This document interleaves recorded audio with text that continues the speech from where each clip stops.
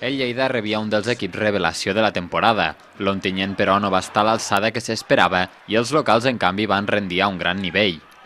Els homes entrenats per Gerard Albadalejo van ser una piconadora des del minut 1, creant moltes superioritats en atac i sense patir en defensa. Al minut 39, Jorge Félix obria la llauna després d'una gran jugada de Leto per banda dreta i encara abans del descans, Juanto s'anticipava a la defensa valenciana per fer el segon de la tarda. A la represa, lluny de relaxar-se, el Lleida va continuar exhibint-se amb un recital ofensiu amb molta participació dels laterals i els homes d'atac. La rúbrica al bon joc va arribar al minut 56.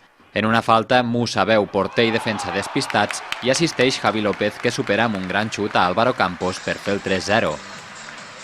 Tot i els tímids intents de reacció de l'Ontinyent a pilota aturada, que a dures penes van inquietar la porteria de Diego Rivas, el que va arribar va ser el quart gol local, el segon en el compte particular de Juan Ortuño, que lliure de marca rematava a plaer un córner servit per Javi López.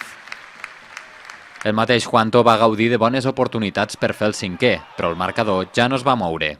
Al final els gols defineixen els partits i poder arribar al descans amb 2-0 doncs, ha sigut un avantatge prou important, no? I hem sabut gestionar, sabíem que l'inici de la segona part ens costaria una miqueta més perquè al final l'Ontinyent tenia que intentar, encara que fos 5-10 minuts, apretar a veure si podia entrar al partit.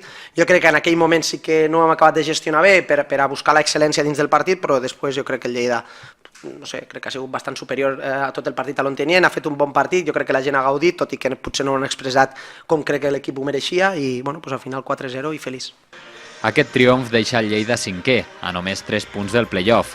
El proper partit dels blaus serà diumenge que ve a Llagostera.